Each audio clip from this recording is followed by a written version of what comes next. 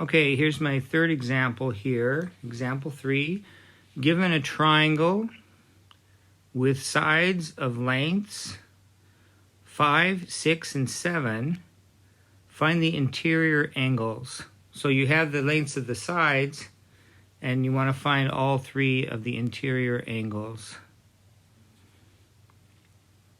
So I drew a picture, made it look kind of approximately right. Doesn't have to be perfect. But that looked, the 5 looks a little shorter than the 6. It looks a little shorter than the 7. So it looks reasonable. And I need to find the angles. Well, I have all 3 sides, and you can use the 3 sides to find an angle with the law of cosines. Obviously, you can't use the law of sines, because for that, we would have 2 unknown angles, and we want to have like 1 unknown. So I can pick any of these to be A, B, or C, and I just picked the longest one to be C, might as well. So that's the 7 squared, the little c.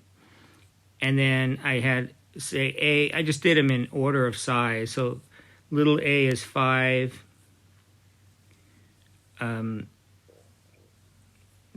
So I labeled the opposite angle capital A. And then the next biggest side I called B, little b. And so its opposite angle is capital B, right? And the longest side is I called little c. And so its opposite angle is capital C, just to be consistent. And so that's why I labeled this A, B, C. So this is side A, this is side B, this is side C. So C squared equals A squared plus B squared, just like the Pythagorean theorem. But then you have to subtract out 2 times the product of these 2 without the squares. So it's 2 times 5 times 6 times the cosine of the angle that these 2 sides make. So that would be this, or the angle opposite this one if you want. However you want to remember that. So you have to remember which angle you're finding. So that's a formula, so I should be able to solve for cosine C from there. So I get 49 equals 25 plus 36 minus 60 cosine C. And that becomes cosine C equals 61 minus 49 over 60.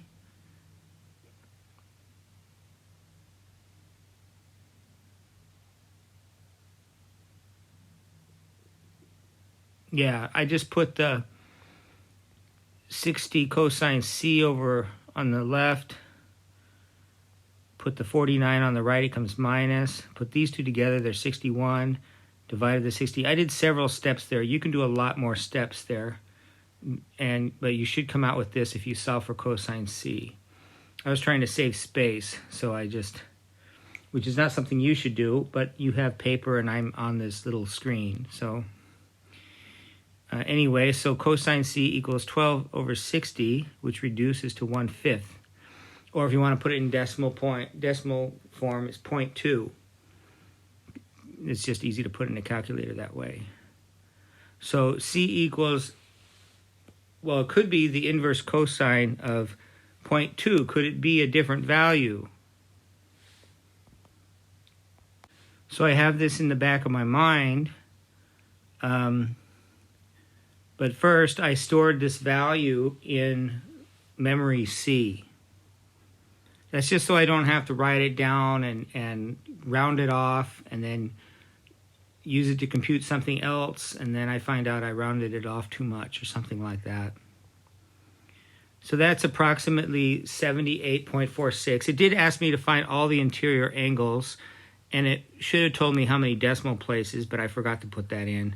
So let's say that we're estimating it to 2 decimal places. Okay, so to the hundredths place. So that would be the answer for angle C. Now I have 2 other ones. But first I want to know, is there another angle this could be? And there isn't. If you know a little geometry, there's this theorem, side, side, side. It's a congruency theorem. And it would tell you that there's only one triangle with the given 3 sides. If you know the lengths of three sides, there's only one triangle. But you can tell this by thinking of the arc sine as well. So the internal angles of triangles are between 0 and 180. And range of the inverse cosine function is also 0 to 80. So cosine inverse gives the only possible solution. So that's a nice little thing to notice. Okay, now C, capital C is opposite the largest side, 7. So angle B and angle A are both less than angle C. And angle C is less than 90 because it's 78.46. So the solutions to the formulas for the law of sines will be given by the arc sine, not 180 minus arc sine. Remember, the problem when you do the arc sines with the triangles, you get two different solutions usually. But in this case, it has to be, one of them would be larger. Either sine inverse or 180 minus sine inverse would be larger than 90 degrees. If one is smaller than 90 degrees and 180 minus that would be larger than 180 degrees. One is an acute angle and one's an obtuse angle. Remember, obtuse greater than 90. So this one clearly has to be less than 180 or less than 90 because it's a smaller side. It's opposite a smaller side, so it has to be a smaller angle than C, which is 78 or about. So I can do this sine A over 5. So that's taking sine of this angle over 5 equals sine of C. I'm using C because I know it already. Sine of C over 7. Okay, and then I can solve for sine of A. Because remember, C I have in the memory, so I can just press, right, I have this number in memory C. So I can just write it out as 5 sine C over 7 in my calculator, and it'll pop out a number.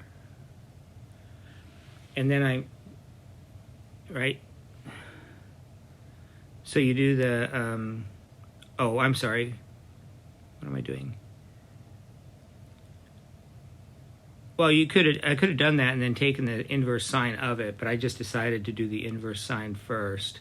So I get this one, and I only get this one. I don't get the 180 minus this because of what I explained up here, because it has to be smaller than 78 degrees, and this will be smaller than 78 degrees, which you can find by calculating it. It's 44.42 degrees, right?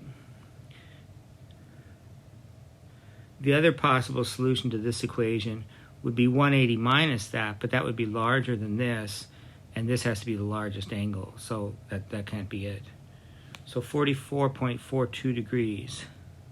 And I stored that in A, so now I know A and C, and they wanted all the three, so I need B, which is just 180 minus A minus C.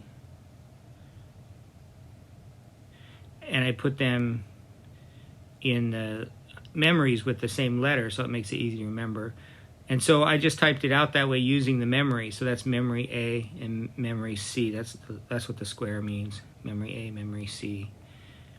And then I get B, and rounded off, it's 57.12 degrees. So that's my three answers. So I just wrote those out. Okay. So a few little technical details in there, so you might want to go over that a few times until you understand it, and go over the last example as well a few times, the one on the previous video.